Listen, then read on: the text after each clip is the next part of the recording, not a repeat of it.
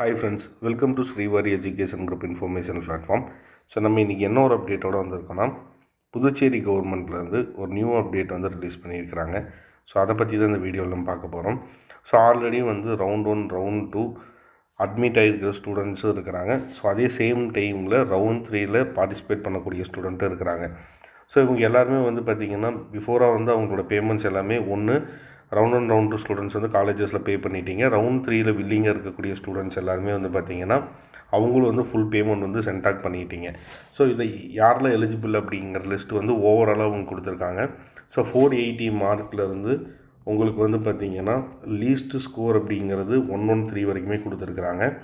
So இந்த students எல்லாமே participate பண்ணலாம். உங்களுக்கு தேவையான காலேஜஸ் எல்லாமே நீங்கள் ப்ராப்பராக சூஸ் பண்ணிக்கோங்க.